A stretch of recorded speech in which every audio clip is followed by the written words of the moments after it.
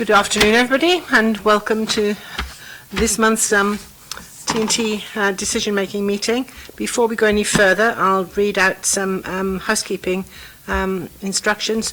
First of all, I'm Councillor Lynn Zag, Cabinet Member for Traffic and Transportation.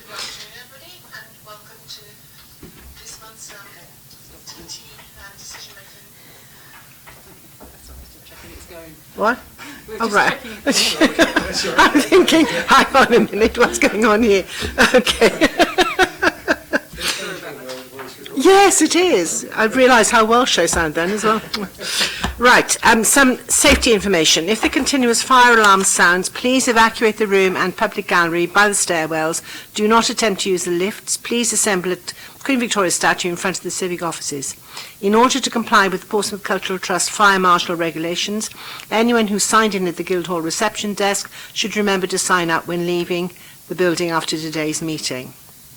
May I draw everyone's attention to the fact that this meeting will be live streamed, filmed from a camera at a fixed location at the back of the meeting room, and the recording will be on the Council's website. The camera will mainly capture the backs of anyone making deputations, but there will be some footage of them as they approach and leave the table where the microphones are located, and of people entering or leaving the room whilst the meeting is in progress.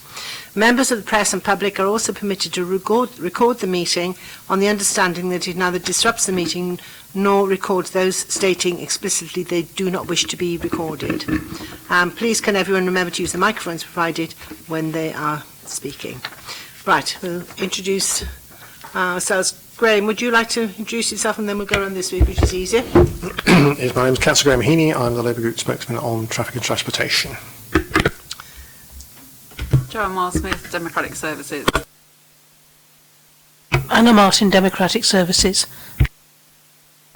Hayley Chivers, Acting Transport Planning Manager. Felicity Tibbury, Acting Assistant Director of Transport, Portsmouth City Council. Thank you. Do we have any apologies? Have we got any interest to declare? Councillor Heaney? Councillor Bosher isn't here yet, but we'll ask him if and when he appears. Thank you.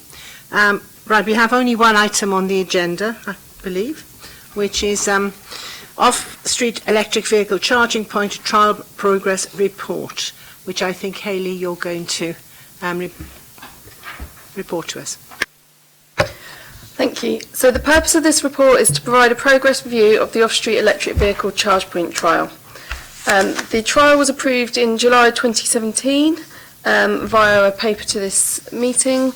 And it consists of one fast 7 kilowatt charge point in each of 3 locations of the Seafront Esplanade car park, Isambard Brunel multi-storey car park and Clarence Pier car park. The trial is with City EV, who are a Portsmouth-based electric vehicle charge point supplier.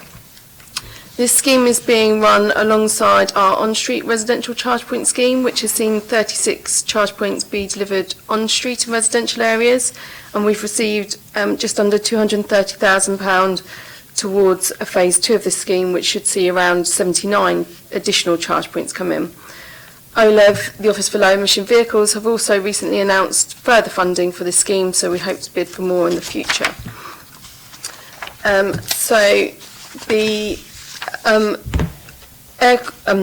The electric vehicle charge point trial supports the ministerial directive that we're under for local air quality to reduce nitrogen dioxide emissions in the shortest possible timescales. And the report outlines the progress we've made and the results of the trial so far. So the Isambard Brunel charge point has seen average charges for around 2 to 4 hours. Predominantly charging is between 8 AM and 12 noon. It's showing a pattern of weekday use and repeat users, which indicates a commuter use of this charge point. The one at the Seafront Esplanade Hover is again around 2 to 3 hours, and at 8 AM to 12 noon is the most activity. 73% of charges are on weekdays, so again we are suggesting that this could be commuter use with people commuting to the Isle of Wight via the Hover. The Clarence Pier charge point has only been installed since December 2018, and there was a delay in that one going in, so we have less data. The average vehicle charges 1 to 2 hours there, and 50% of charging activity is taking place between 12 noon and 4 p.m. The total charging across all 3 charge points has been over 3,000 hours, and the total cost to the council for charging is £1,639.73p. So the recommendations of the report are to note the progress of the charge point trial and to extend the trial for an additional year to the 29th of January 2021.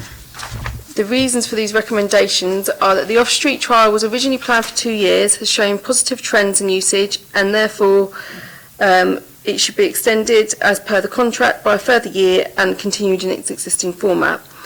Given that the Clarence Pier charge point only became operational in December 2018, this extension would allow over 2 years of usage data to be gathered and collated for that location. The trial would continue to be monitored with all feedback being reviewed to continue to improve and promote the use of EV charging bays. The scheme forms part of a wider strategy to consider EV charging provision in the city, including further increased charging provision and the potential of introducing fees for the use of the electricity. The electricity costs incurred to date for this trial are lower than predicted, and therefore the recommendation to continue without charging users for electricity is put forward. The council would therefore continue to subsidise the cost of electricity at the sites for the remainder of the trial to retain interest and attract users and positively promote the service.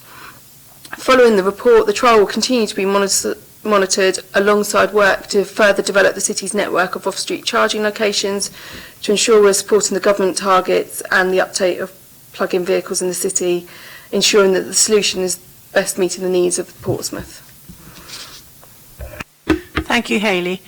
Before I turn to you, Councillor Heaney, we've got one deputation. I'll just read out a bit of it, and I think, Hayley, you're going to answer some of the points in here, but others you will write later and reply to Mr. Dobson in person. Yes, okay. Right, the deputation is sent by Mr. Mike Dobson, who is a FUPA, that's Friends of Old Portsmouth, committee member specialising in traffic issues, and it's sent on behalf of the Friends of the Old Portsmouth Association. And he starts off by saying the heritage area of Old Portsmouth is subject to increasing traffic levels, and part of the area is in an air quality management area. FUPA welcomes the report and supports the continuation of the trial.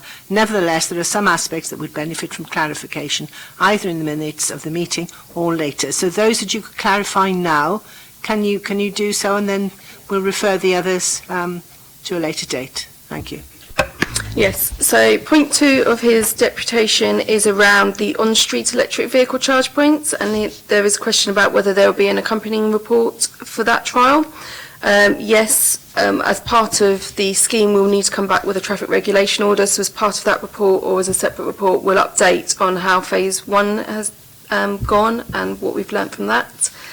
It goes on to talk about mixed messages around whether the on-street charging are for residents or available for visitors.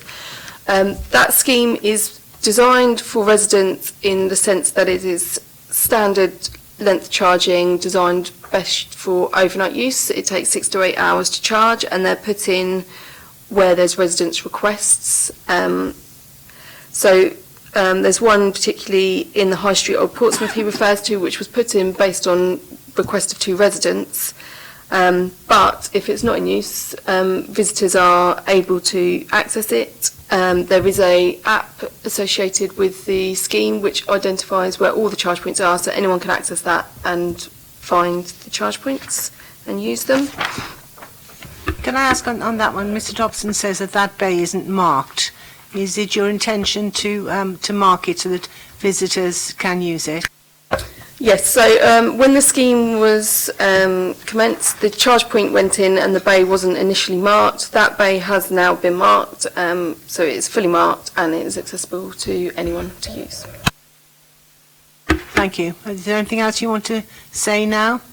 Point 3 talks about the hyperlink to the reference for the data, which is included within the appendix table of the report. So that is available, the data link. And there was a further point about comparing the data to the number of non-EVs. I do have the figure of 121,591 for the end of 2018. I don't have the previous ones to hand to compare that to, but we will follow up with that and the other points raised in a separate email to Mr Dobson. Lovely, thank you, Hayley. Councillor Heaney. Although the deputation does talk about residential, I'm not going to ask questions about that because I'm assuming there'll be a report come back at a later time. We can pursue those issues there, so I won't say anything about that.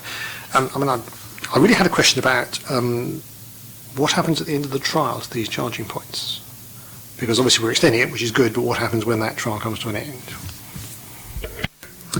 So we are looking alongside this for a solution for all our off-street car parks, whether that's pay and display or leisure centres, business parks. And part of that strategy will be looking at the existing ones. We also have 2 at the Park and Ride site. So we will decide whether they form part of the rollout of wider ones or whether we keep them in their current form as they are and have those operating. So there could be, the results of the trial could lead to them being removed. However, at this stage, I feel that's unlikely.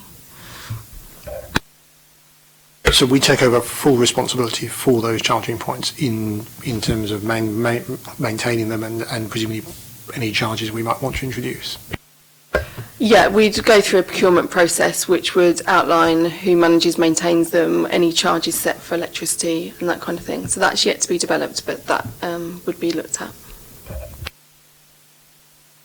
Anything else? Just a comment. I did raise it earlier, but I'm hoping that when we look at the end of the trial and the possibility of extending it, we actually look at some areas in the north of the city, because these are all effectively in the south, and I'm sure there are electric vehicle owners in the north, and if we only look at putting charging points in the south, I think people could quite rightly say, well, this is not really very fair. And so we should try and look for some of the north. Obviously don't have any particular ones in mind, but I'm sure there are sites we could look at where we could do that. So I hope we'll have some thinking about that.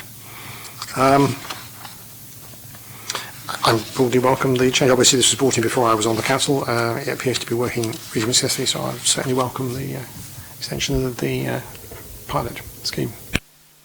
Thank you. Can I just clarify, you said, if at the end of the trial they may be taken out. That is highly unlikely to happen, isn't it? Because, with increasing purchasing of electric vehicles, there is going to be greater need, particularly people coming in from outside of the city. Yes, so we'll bring a report back to yourself at the before the trial ends with a recommendation of whether it's expanded, it forms part of a wider rollout, or whether it's removed. But yes, I agree that it's highly unlikely. I think it's more likely that we'll need more charge points. Yes, and one of the things that I'm very keen on, places like supermarkets, their car parks, we give the rapid charging there, because people will go there, they'll spend anything between 1 and 2 or 3 hours shopping, and taxis and Hackney carriages we're also looking at, aren't we? Working with. Yes, as part of the air quality work, we're looking at rapid charging for taxis and private hire vehicles. Right. Well, I'm very happy to accept the recommendations. I think it's really good, and thank you. Thank you, everybody.